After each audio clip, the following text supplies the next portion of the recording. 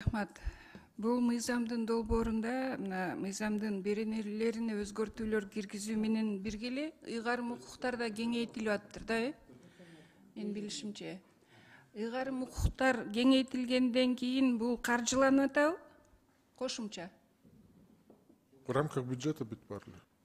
Ошол эле бюджет менен кетип атат, Ар бир министрлик өз укуктарын аткарат да. Ошондуктан в рамках бюджета Кошумча бүт бар. каржылоо жок, туурабы? Жок. Ошо кыска эле жооп берсеңиз. Буга чейин кандай иш-чараларды өткөрдүңүздөр дагы, азыр эми кеңейтилген ыйгарым укуктар менен кандай иш-чараларды так өткөрөсүздөр? Айтып берсеңиздер, сиздер даярбыз деп атасыздар. Негизинен силердин ишиңерди биз көрбөй атабыз да, жасаган ишиңерди. Азыр бул жерде бардыгы ошо жерде өткөрүлөт деп атасыздар. А таможняга эмне, лабораторияны апарып койдуңарбы? Кантип текшересиздер? Даярбыз дейсиздер.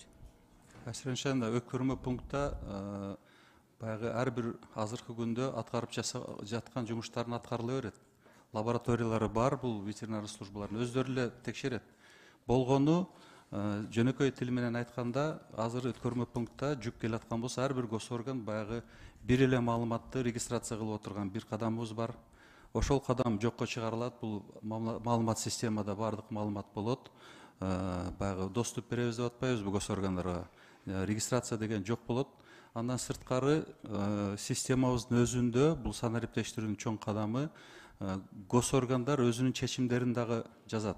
Бул сөзсүз түрдө баягы мамлекеттик органдарды тартибин дагы көтөрөт. Сиз менен түшүндүм, тездештиребиз деп атасыздар да, туурабы? Бирок өздөрү жооп берсин, ошо фитосанитардык эме боюнчачы, карантин боюнча өздөрү жооп берсинчи мага. Сиздер кантип текшересиздер? Өткөндө реактивибиз жок, элементарно дедиңиздер го. Эмнени кантип текшересиздер, когда у вас это фитосанитар службада лабораториянын бардыгында жетиштүү. Бул бизге тиешеси эмес. Ким жооп берди өткөндө мага анда реактивибиз жок деп? Ветеринар кызматка бүгүнкү күнгө жетиштүү акча каражат бөлүнүп атат. Ошол тиешелүү реактив тест наборлор алуу боюнча буга чейин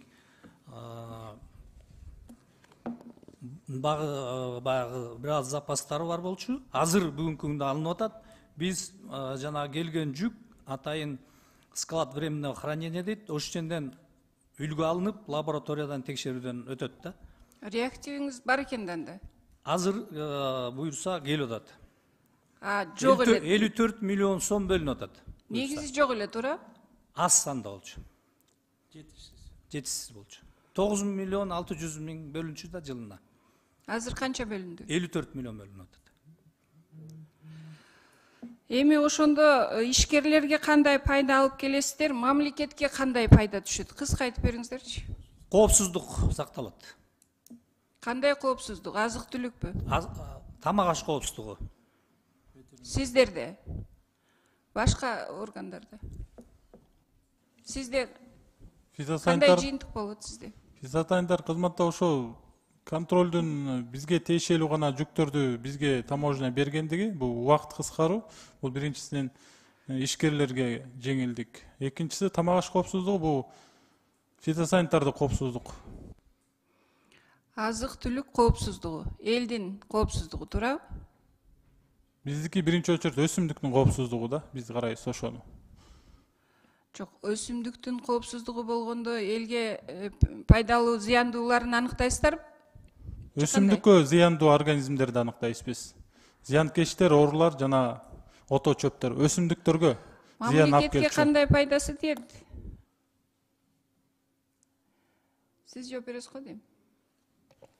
Мамлекетке кандай пайдасы тиет? Түздөн түз тиет, себеби эгерде мурун айтып кетпедимби, бир күн же 2 күн турса, груз эми болсо 1 сааттын же 2 сааттын ичинде турат. Ошондо ушу баягы эле таможенный поступлениялар көбөйөт да.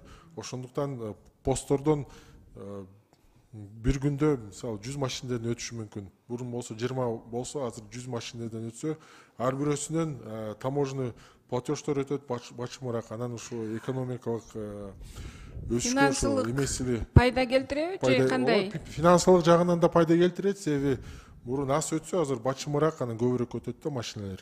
Бул биринчиден, анан фитосанитардык деп кетти азыр кесиптешим.